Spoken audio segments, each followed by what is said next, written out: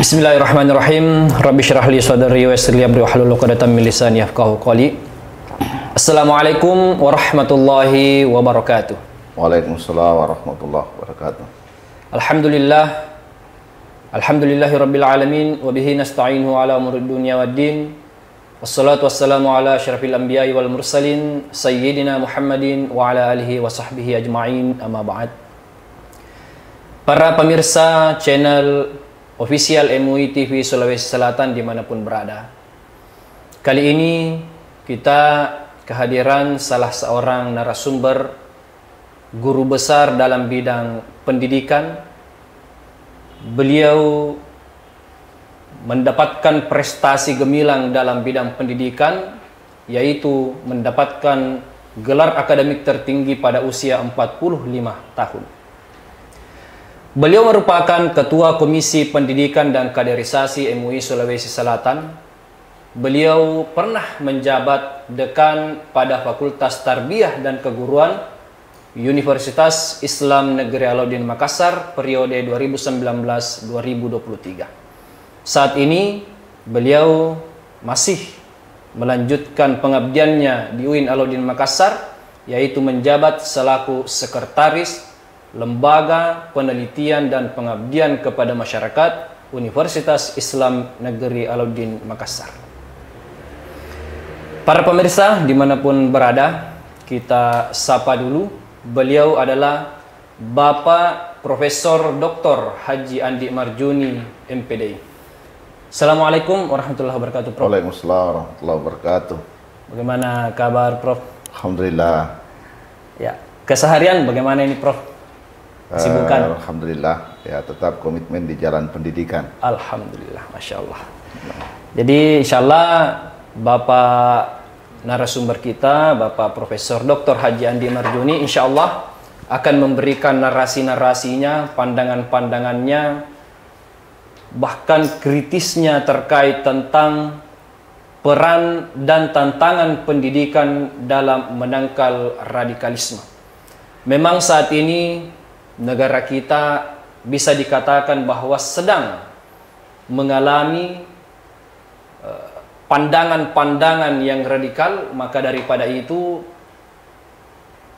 salah seorang guru besar dalam bidang pendidikan mencoba mengupas, melihat bagaimana sih pendidikan ini eksis, memiliki peran dan tantangan dalam menangkal isu radikalis dalam kelompok para pendidik ini.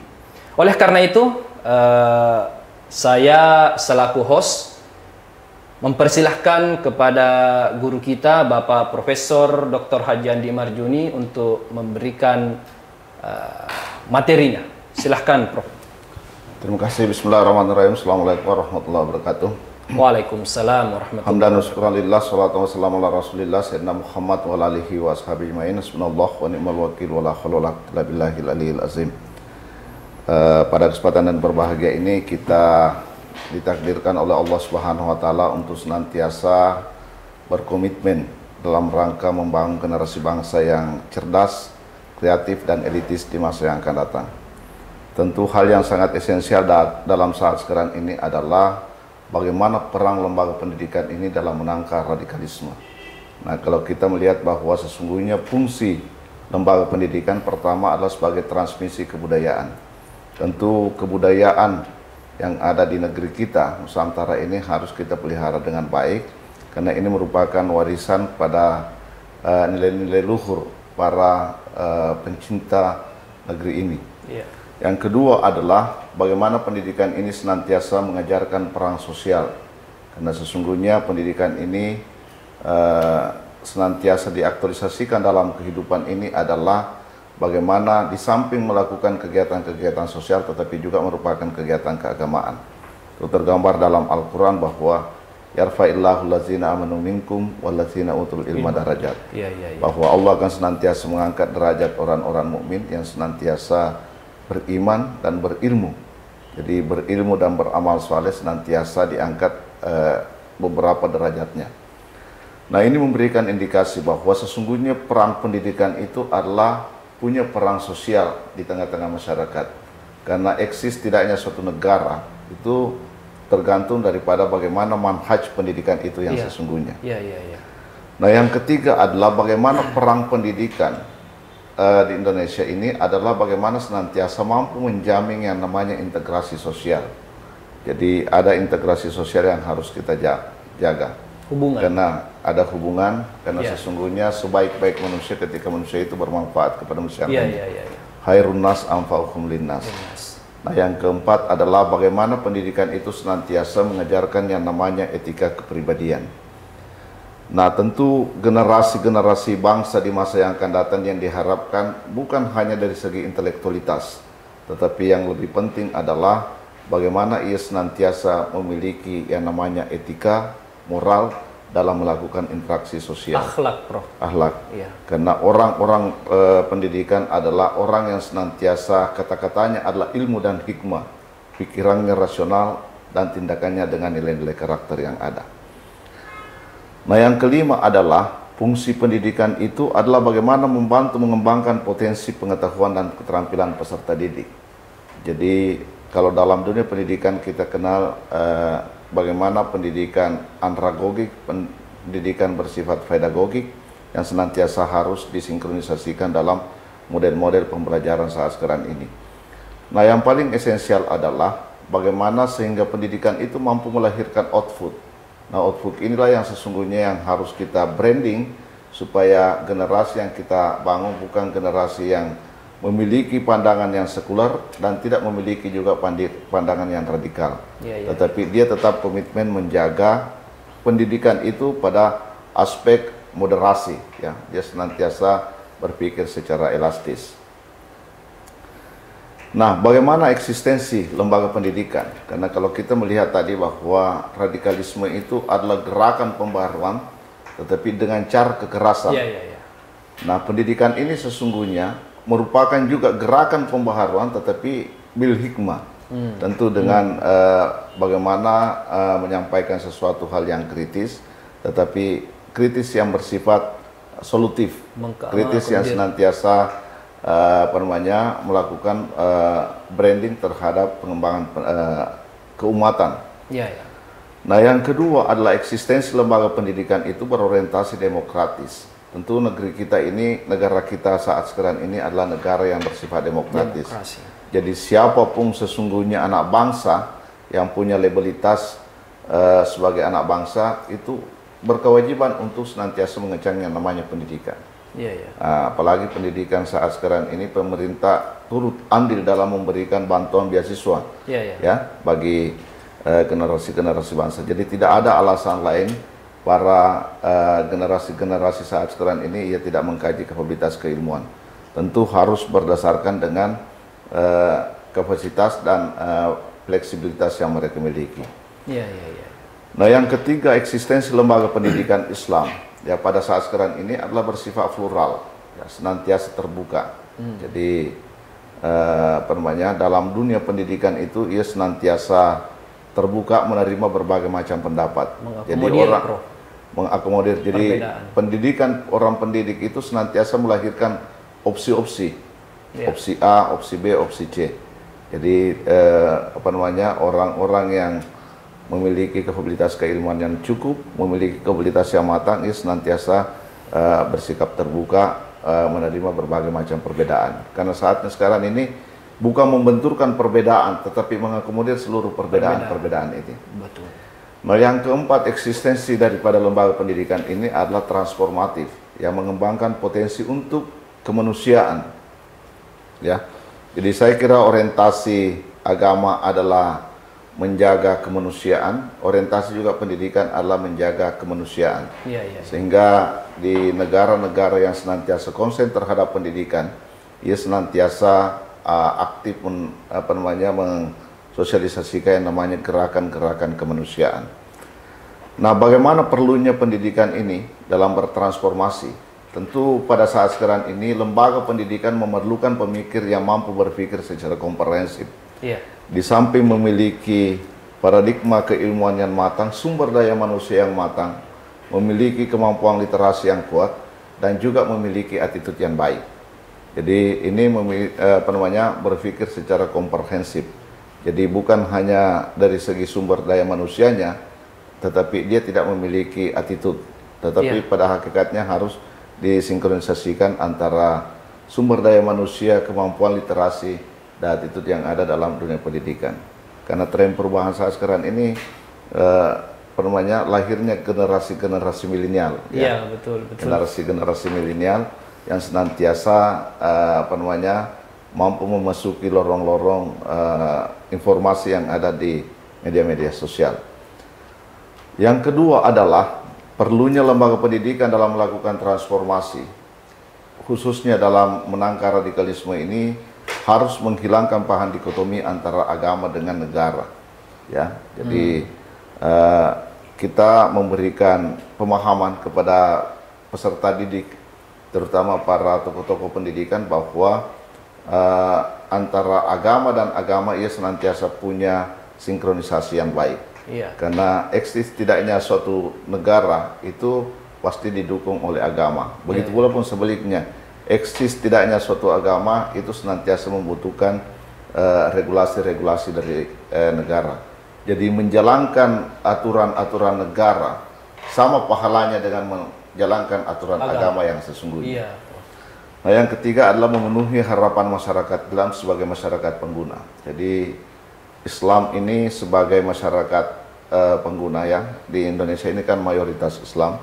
Maka orang Islam itu harus memiliki pendidikan yang matang dan kuat. Jadi pendidikan itu bahkan bukan hanya berorientasi pragmatis, tetapi juga harus berorientasi ideologis. Nah, yang keempat adalah memenuhi kebutuhan lapangan kerja. Ya, jadi sekarang ini peserta didik melakukan suatu aksi-aksi sosial kependidikan yang orientasinya adalah bagaimana melahirkan output yang baik. Sehingga disinilah lahir model kurikulum MBKM. Ya. Jadi MBKM ini adalah kampus merdeka dan merdeka belajar.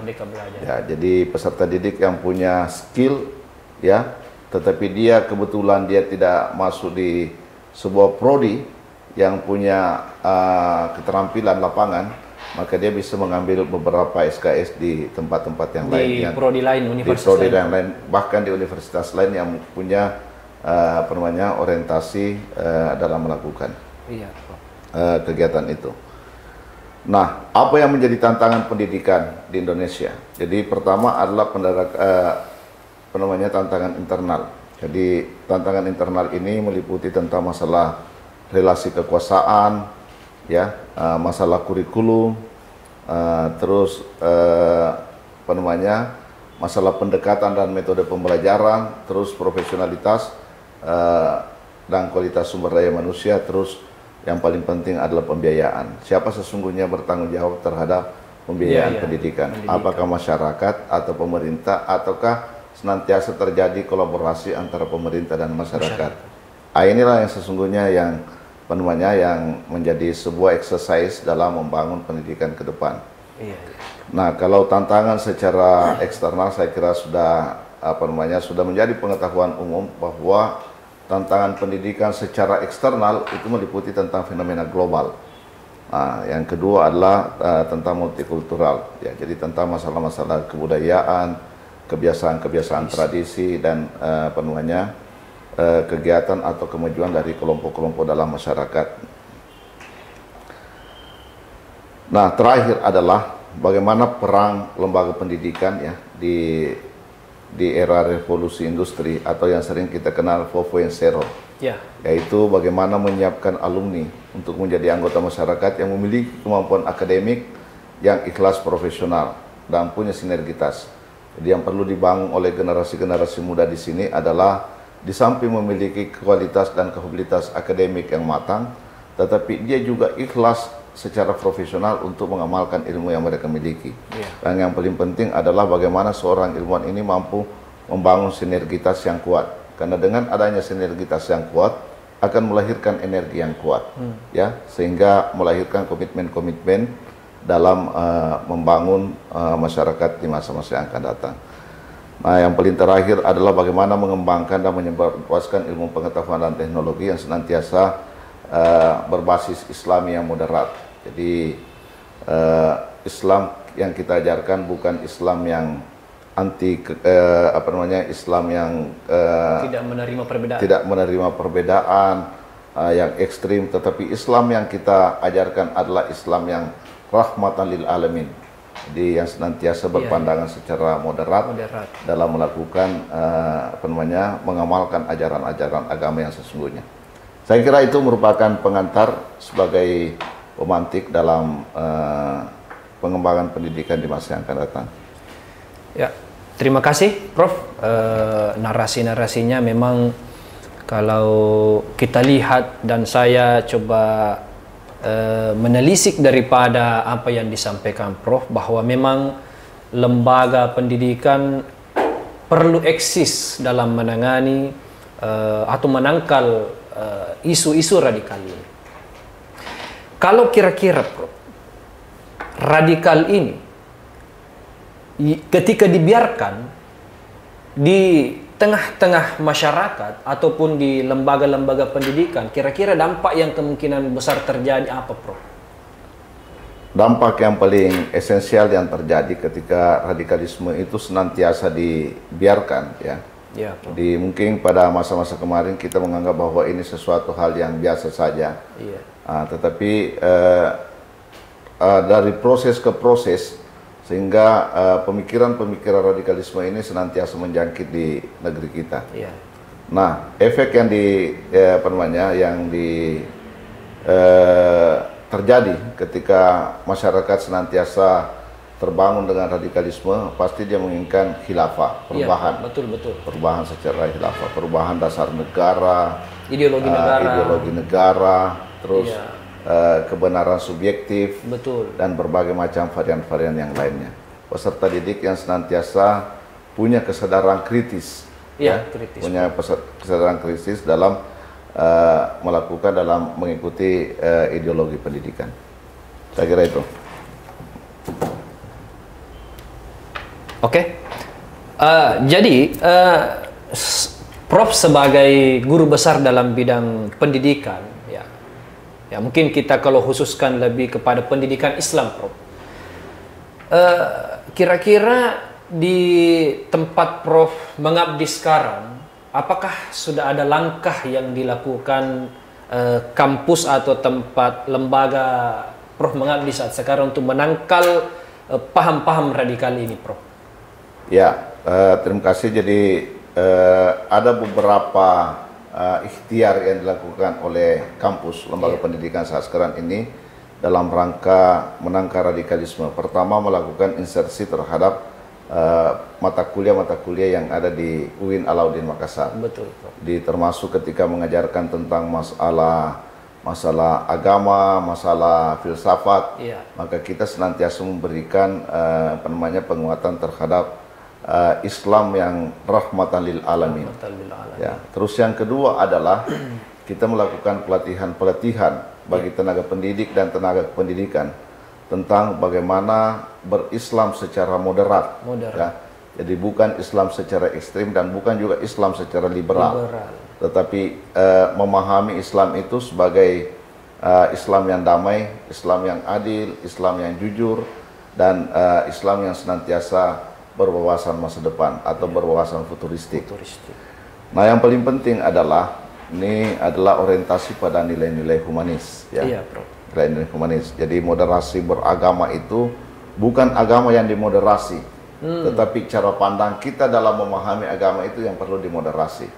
Maka itulah yang sesungguhnya kita pahami bahwa ini merupakan orientasi dalam membangun nilai-nilai humanis di tengah-tengah masyarakat. Bukan kepercayaan yang dimoderasi, tetapi pengamalan, Prof. Bukan kepercayaan yang dimoderasi, tetapi memahami agama itu bukan hanya secara partikel, bukan hanya secara ekstrim, ya, bahasanya, tetapi memahami agama itu dari berbagai sudut pandang. Jadi bukankah dalam pesan itu mengatakan aina ma tujadul maslahah fahuna kasyarullah. Dimanapun Anda mendapatkan suatu kemaslahatan, maka disitulah sesungguhnya hukum Tuhan yang berlaku. Iya, iya, iya. Berarti ketika ada yang berpaham fundamental, berpaham liberal, kita mencoba satukan, Prof. Jangan larut dalam itu. Nah, mungkin terakhir, Prof.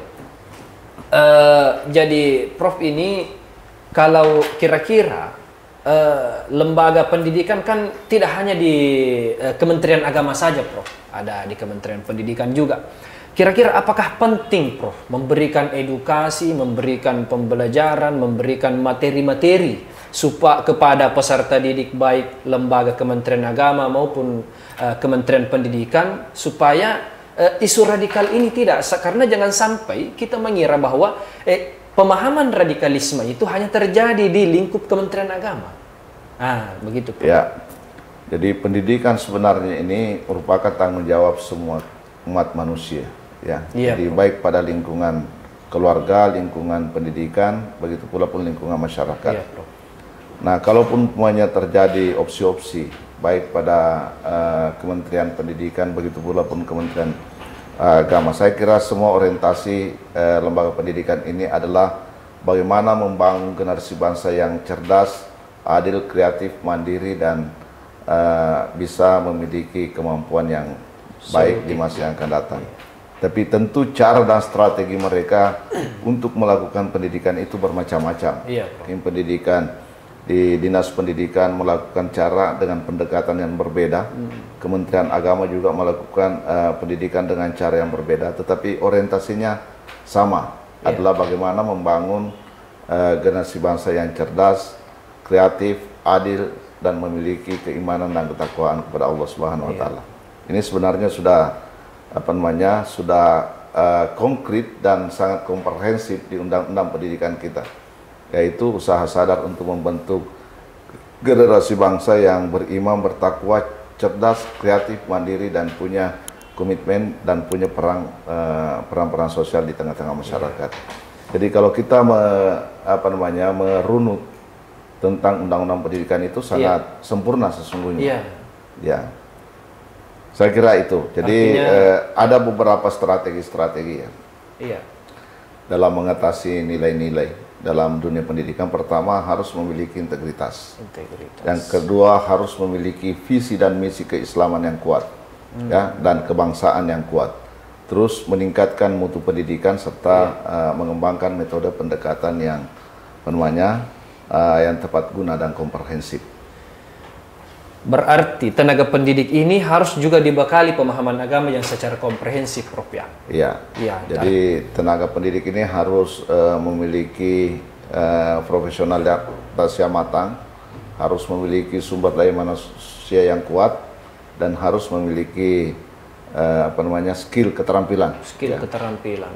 Ya, at-tariqatu ahammu minal madda. Jadi metode itu lebih penting dibandingkan dengan materi sesungguhnya. Jadi ini yang harus dimiliki oleh pendidik. Harus memiliki beberapa strategi. Oleh trainer ini, Prof. Oleh trainer. Supaya peserta didik kita tidak salah arah dalam melangkah pemahamannya terkait tentang agama. Sekira luar biasa, Prof. Soalnya mungkin masih banyak yang perlu kita diskusikan terkait tentang isu radikal ini, karena memang tidak ada habisnya. Selalu saja ada kelompok yang muncul yang mengatasnamakan dirinya sebagai kelompok yang benar, Islam yang dibawa oleh Rasulullah. Ternyata cara berpandang agama mereka seperti yang dikatakan Prof tadi, ada yang liberal, justru yang lebih banyak itu ada yang mengatakan dirinya yang benar, ternyata mereka ini fundamental, Prof. Jadi saya kira solusi yang ditawarkan oleh Pak Prof tadi terkait tentang peran lembaga pendidikan dalam menangkal isu radikal sudah mewakili daripada apa yang perlu kita pahami selama ini. Terima kasih, Prof, atas wejangannya. Saya host Muhammad Iqbal SHI MHI pamit undur diri. Narasumber kita Bapak Profesor Dr. Haji Andi Marjuni MPDI pun juga mengucapkan terima kasih. Saya akhiri ucapan wallahul muwaffiq ila aqwamit thariq. Assalamualaikum warahmatullahi wabarakatuh. Waalaikumsalam warahmatullahi wabarakatuh.